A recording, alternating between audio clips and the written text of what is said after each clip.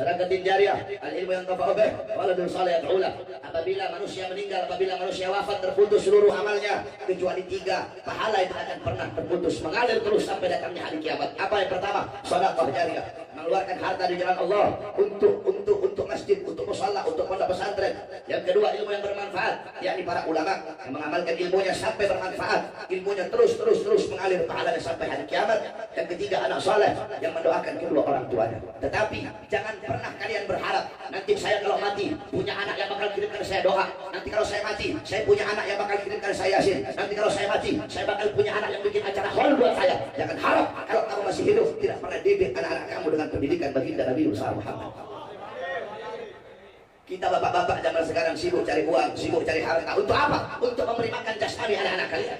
Tapi kalian lupa memberi makan jiwa dan hati anak-anak kalian.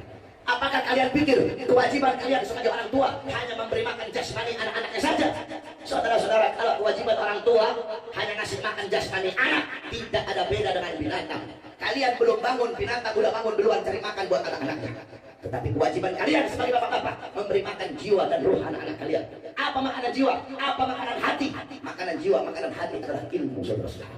Hati 3 hari tidak kena ilmu itu hati menjadi mati. Maka tanyakan kepada diri kalian, tanyakan kepada diri kita, berapa lama kita menjadi sebab hati anak-anak kita mati. Jangan heran kenapa anak-anak kamu melotot di hadapan kamu, anak-anak kamu membangkang perintah kamu, anak-anak kamu cium tangan di pipi, cium tangan di dahi, cium tangan di dagu, cium tangan di atas hidung. Padahal harusnya anak itu cium tangan di lubang hidung, di lubang, bukan cuma ditempel, dihirup. Itu yang diajarkan Nabi. Kenapa anak kamu cium tangan di pipi, cium tangan di dahi, melawan perintah kamu membangkang? Berapa banyak anak bunuh orang tua, berapa banyak anak penjarakan orang tua? Kenapa? Orang tua lalai mendidik anaknya dengan pendidikan baginda Nabi Muhammad. Apalagi kalian sebagai bapak, perhatikan makanan minuman yang kalian berikan kepada anak-anak kalian. Apa kata Nabi Allah? Inna fil jasadi mudghatan, idza saluhat saluhal jasadu kulluh, wa idza fasadat fasadal jasadu kulluh, ala wahyal qalb. Dalam tubuh manusia ada segumpal daging. Kalau daging itu baik seluruh anggota tubuh. Kalau daging itu rusak seluruh anggota tubuh. Daging itu adalah hati. Hati kalau baik seluruh anggota tubuh baik. Al-zahir anwa'ul batin. Apa-apa yang ada di luar itu adalah alamat cerminan dari apa-apa yang ada di dalam. Jawarih, anggota tubuh kita, kedua mata, telinga, lidah, tangan, kaki, perut. Ini adalah pengikutnya siapa? Pengikutnya hati, saudara-saudara. Baik buruknya anggota tubuh tergantung dari hati. Baik buruknya hati tergantung makanan yang masuk ke dalam perut kalian.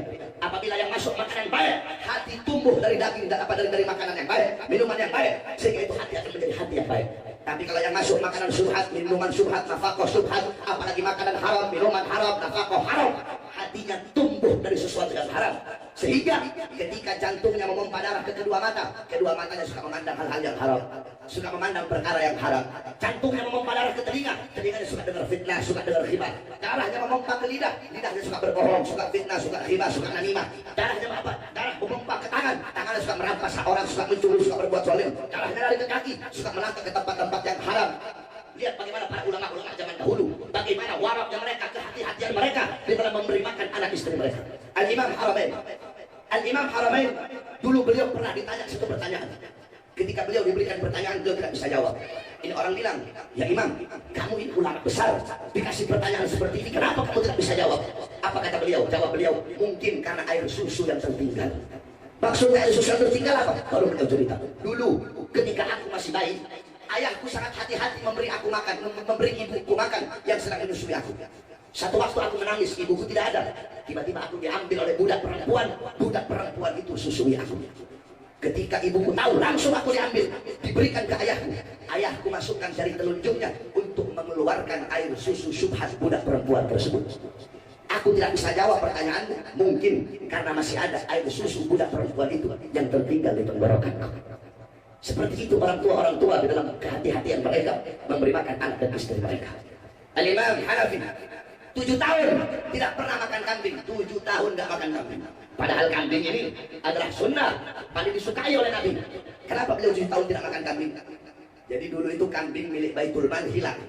Ketika kambing milik Baitul Mal hilang, semenjak itu beliau nggak mau makan kambing. Kenapa? Takut kalau makan kambing ternyata kambing yang dimakan adalah kambing milik Baitul Mal yang hilang. Nanya sama orang si ahli kambing, kamu kan ahli kambing, tukang kambing. Biasanya kambing itu hidup berapa lama? 7 tahun ya Imam. Maka selama 7 tahun beliau tidak mau makan kambing sampai benar-benar yakin kambing milik Baitul Mal yang hilang telah mati. Al-Imam Sufyan Ats-Tsauri Beliau selama beberapa tahun tidak mau minum air Zam-Zam. Padahal air Zam-Zam sunnah. Terus kenapa beliau tidak mau minum? Ada orang yang nanya, apa jawab beliau? Andaikan saya punya gayung sendiri. Maksudnya, andaikan saya punya gayung sendiri. Maksudnya apa ya? Gayung yang disediakan di sumur Zam-Zam adalah gayung milik pemerintah. Al-Imam Az-Zahabi, Al-Imam Az-Zahabi, beliau tidak pernah mau makan sayuran yang berasal dari Damaskus. Kenapa? Karena sayuran yang berasal dari Damaskus ditanam di lahan-lahan milik pemerintah. Al-Imam An-Nawawi, Sahibul Minhaj, beliau tidak mau makan apel di tempat beliau. Kenapa? Karena pohon apel yang ditanam di daerah beliau ditanam di lahan-lahan milik pemerintah. Seperti itulah waraknya para ulama-ulama terdahulu di dalam memasukkan makanan ke perut mereka atau makanan ke perut anak dan istri mereka. Kemudian wasiat saya terakhir kepada para ibu-ibu. Tadi bapak-bapak udah, ibu-ibu kamu jangan harap punya anak soleh dan soleha kalau kamu tidak bisa menjadi ibu yang baik bagi putra-putri kalian.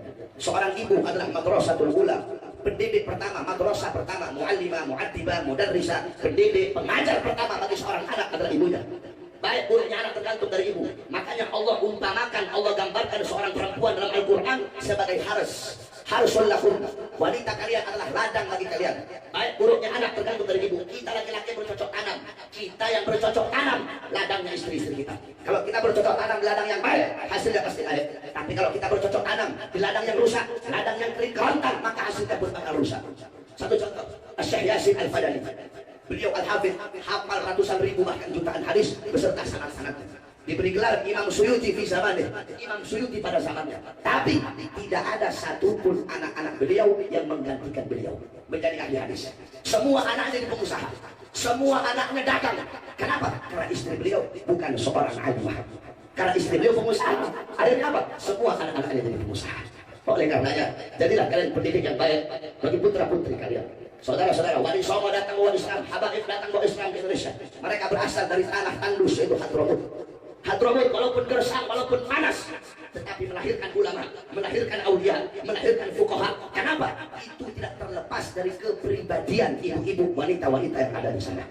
Kamu mau tahu bagaimana perempuan yang ada di sana? Al-Habib Ahmad bin Hasan Al-Affas, beliau menceritakan, dulu aku pernah menemukan catatan tangan seorang wanita dari kabilah Al-Amudi. Ini wanita menulis dengan tangannya syarah kitab Minhaj Imam An-Nawawi. Di akhir tulisan dia memberikan taklik, memberikan komentar. Tolong dikasih undur kalau ada kata-kata yang salah. Kenapa? Karena aku menulis ini kitab, aku menulis ini kitab dalam keadaan menyusui anak-anak. Perempuan di Hadramut nyusuin anak sambil bikin kitab. Nyusuin anak sambil bikin kitab. Nggak heran anak-anaknya besar hafal kitab. Nggak heran Habib Abdullah bin Ali Al-Haddad umur 3 tahun kena penyakit cacar menyebabkan buta, tapi umur 7 tahun hafal Quran. Umur 9 tahun hafal kutubus sittah, Bukhari, Muslim, Sunan Abi Dawud, Tirmidzi, Ibnu Majah, Nasa'i. Umur 11 tahun hafal kutubul Ghazali, Ihya Ulumuddin, Bidayatul Hidayah, Muqaddimatul Bulugh, Biarul Ilm. Tidak heran di Hadramut tukang pasar yang dagang di pasar, tidak boleh mereka dagang di pasar, tidak boleh jualan di pasar kalau belum hatam 4 kali kitab Minhajul Talibin Al-Imam An-Nawawi. Jadi yang dagang di pasar itu udah hatam 4 kali kitab Minhaj Al-Imam An-Nawawi. Kenapa? Itu tidak terlepas dari kepribadian wanita yang ada di sana. Al-Habib Ali bin Muhammad Al-Habsyi, Sahibul Maulid yang tadi kita baca maulid. Beliau mendapatkan magam kewalian, ra'an Nabi yaqdatan, melihat Nabi Muhammad dalam keadaan terjaga. Beliau dapatkan magam tersebut di umur 10 tahun. Kenapa? Tidak terlepas dari pendidikan ibu beliau, Syarifah Alwiyah Al-Jufri. Syekh Ibrahim Al-Madkhuli, beliau datang ke uminya, Umi Ibrahim habis mimpi ketemu Nabi. Apa kata uminya? Ya Ibrahim, kalau cuma mimpi ketemu Nabi, anak perempuan itu. Kalau udah ketemu langsung dengan Nabi, itu baru anak laki-laki. Lihat seperti itu wanita-wanita di sana mendidik anak-anaknya. Baik buruknya anak tergantung kalian sebagai seorang istri, sebagai seorang ibu. Nah, baik buruknya kalian sebagai istri tergantung dari kalian sebagai seorang suami. Kamu sebagai suami jangan ngarep saya pengen punya istri seperti Sayyidatuna Khadijah, seperti Sayyidatuna Aisyah, seperti Sayyidatuna Asma binti Abi Bakar. Jangan harap kamu pengen punya istri seperti Sayyidatuna Khadijah, Sayyidatuna Aisyah kalau kamu tidak bisa menjadi sosok Nabi Muhammad. Jangan harap saya pengen punya istri seperti Sayyidatuna Fatimah kalau kamu tidak bisa menjadi sosok Sayyidina Ali bin Abi Thalib. Saya pengen punya istri seperti Sayyidatuna Asma binti Abi Bakar. Jangan harap kalau kamu tidak bisa menjadi sosok Zubair bin Awwam. Pengen punya istri seperti Sayyidah Khadijah kelakuan ente kayak Fir'aun. Pengen punya istri seperti Sayyidah Aisyah, seperti Sayyidah Fatimah, kelakuan ente kayak iblis, kayak setan. Bagaimana? Baik buruknya anak tergantung dari ibu, baik buruknya seorang istri tergantung dari kalian sebagai seorang suami.